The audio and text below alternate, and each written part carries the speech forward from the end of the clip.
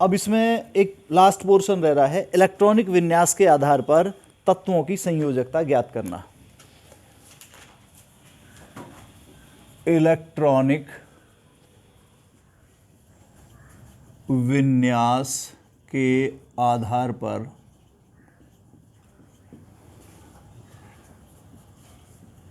तत्वों की संयोजकता ज्ञात करना।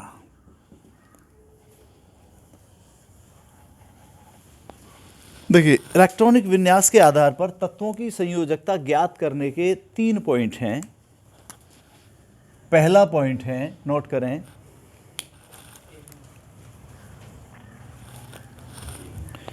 वे तत्व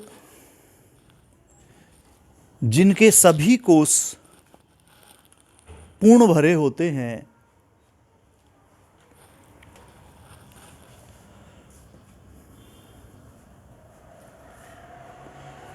उनकी संयोजकता शून्य होती है।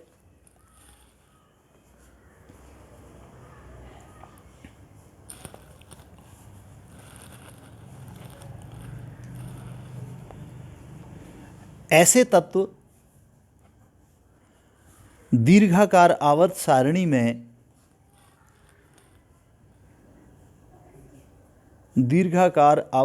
में जीरो ग्रुप, इसके आगे ब्रैकेट में कर देंगे 18 में स्थित होते हैं।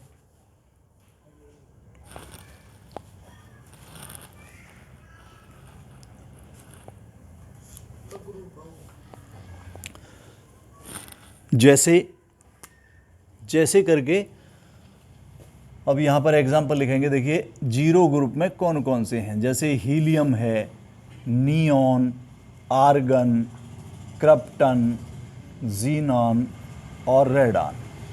हीलियम परमाणु क्रमांक 2, 10, 18, 36, 54 और 86। जब हम इन सब का इलेक्ट्रॉनिक विन्यास करेंगे, बीच में बोलेंगे नहीं,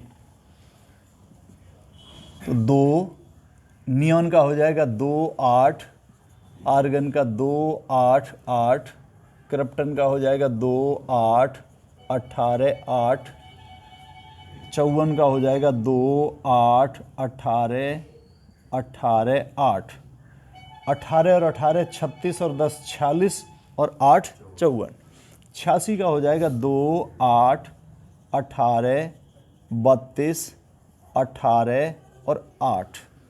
आप यहाँ देखिए, 32 और 18 कितने हुए, 50 और 10 60, 60 और 18 78 और 8 86। ठीक है, तो आप देखिए, जिनके सब बाहरी कोष में 8 इलेक्ट्रॉन होते हैं, वो 8 इलेक्ट्रॉन की व्यवस्था पूर्ण स्थायी व्यवस्था मानी जाती है, और जिनके बाहरी कोष में 8 इलेक्ट्रॉन होते हैं वे दूसरे तत्वों से क्रिया करने की प्रवृत्ति नहीं रखते। इसीलिए ये अष्टक पूर्ण जो होता है, 8 इलेक्ट्रॉन जिनके बाहरी कोष में होते हैं वो दूसरे तत्वों से क्रिया करने की प्रवृत्ति नहीं रखते, और जिनके बाहरी कोष में, जिनके प्रथम कोष ही अंतिम कोष होते हैं, यानी केवल एक कोष होता है, उसमें 2 इलेक्ट्रॉन की व्यवस्था भी पूर्ण स्थायी व्यवस्था मानी जाती है, जैसा हीलियम के केस में है।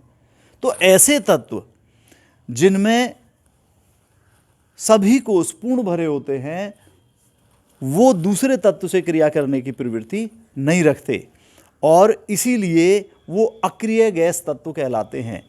क्योंकि ये सब के सब गैसीय अवस्था में है, इसलिए गैस शब्द भी जोड़ा गया है इनके साथ में। क्या कहलाते हैं? अक्रिय गैस तत्व। तो इन सभी की जो संयोजकता होती है वो शून्य होती है, शून्य संयोजकता।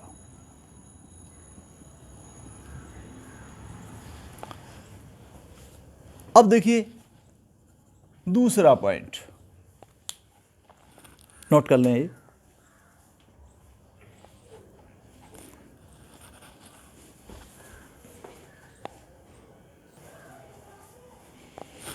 तो देखिए, मैं आपको सेकंड पॉइंट बता रहा था कि जिनके केवल एक बाहरी कोष अपूर्ण होता है, एक बाहरी कोष अपूर्ण होता है।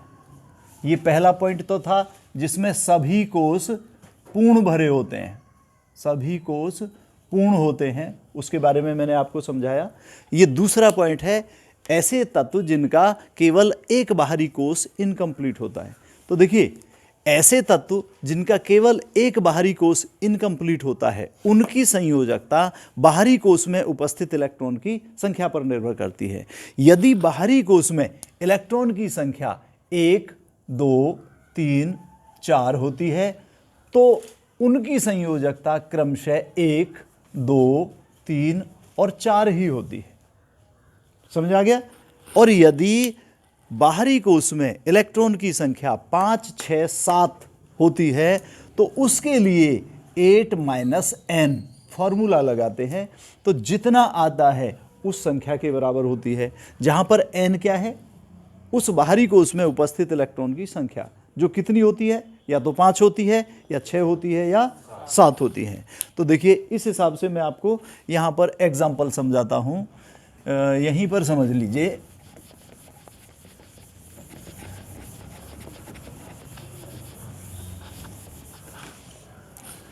जैसे तत्व हैं,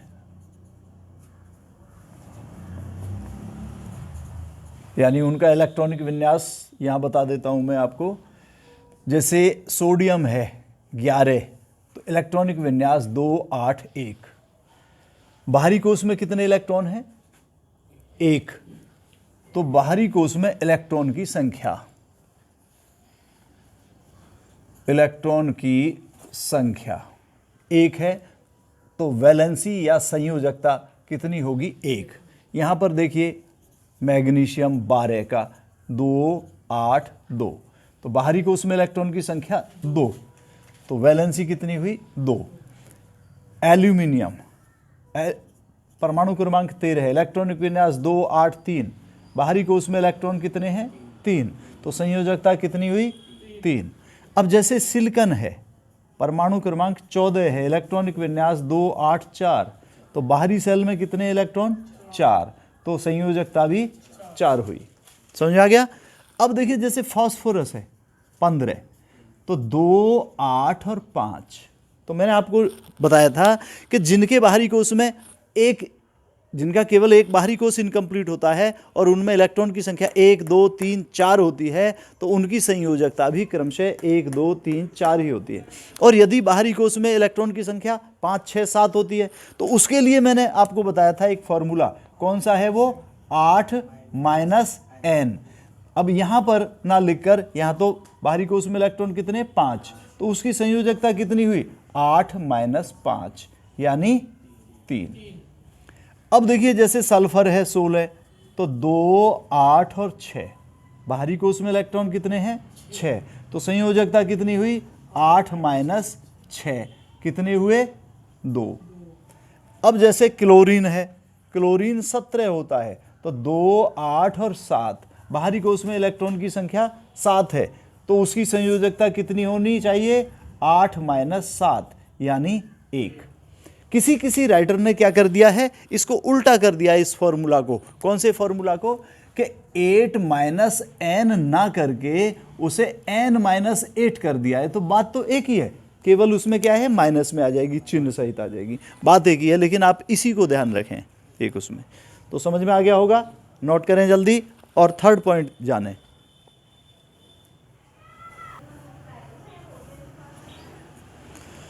तो देखिए, अब है तीसरा पॉइंट। तीसरे पॉइंट में आप समझिए, वे तत्व जिनके 2 बाहरी कोष इनकम्प्लीट होते हैं, उनकी परिवर्ती संयोजकता होती है, वेरिएबल वैलेंसी होती है। परिवर्ती संयोजकता का मतलब है कि उनकी संयोजकताएं 1 से अधिक होती हैं। जैसे उदाहरण के लिए कॉपर है Cu, तो Cu की जो वैलेंसी है वो +1 भी होती है और +2 भी होती है, 1 से अधिक संयोजकता होगी। इसी तरीके से जैसे Fe है, Fe की संयोजकता +2 भी होती है और +3 भी होती है। जैसे कॉपर हो गया, जैसे मैंगनीज है Mn, इस मैंगनीज की जो वैलेंसी है वो +2 भी होती है, +3 भी होती है, +4 भी होती है, इससे लेकर +7 तक होती है। यानी एक से अधिक संयोजकताएं होंगी। आपने सुना होगा जैसे ये है लेड है पीबी की +1 भी होती है संयोजकता और +2 भी होती है। इस तरीके से ऐसे तत्व जिनके दो बाहरी कोष इनकम्प्लीट होते हैं उनकी वेरिएबल वैलेंसी होती है, परिवर्ती संयोजकता होती है, अर्थात उनकी संयोजकताएं एक से अधिक होती हैं। जैसे आपने देखा होगा टिन होता है SN, उसकी +2 भी होती है और +4 भी होती है। तो ये एग्जाम्पल है आपके, ये 3 पॉइंट हैं। एक बार इनको तीनों को एक दृष्टि में और देख लीजिए।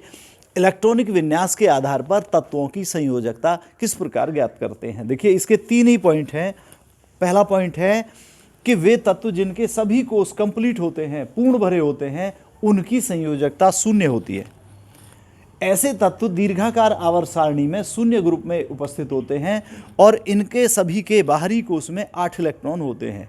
जिनके बाहरी कोष में 8 इलेक्ट्रॉन होते हैं वो दूसरे तत्वों से क्रिया करने की प्रवृत्ति नहीं रखते, इसलिए अक्रिय गैस तत्व कहलाते हैं। परंतु जिनमें प्रथम कोष ही अंतिम कोष होता है, अर्थात केवल एक ही कोष होता है, उनमें 2 इलेक्ट्रॉन की व्यवस्था भी पूर्ण स्थायी व्यवस्था मानी जाती है और ऐसे केवल 2 इलेक्ट्रॉन वाले तत्व भी दूसरे तत्वों से क्रिया नहीं करते, जैसा हीलियम का केस है।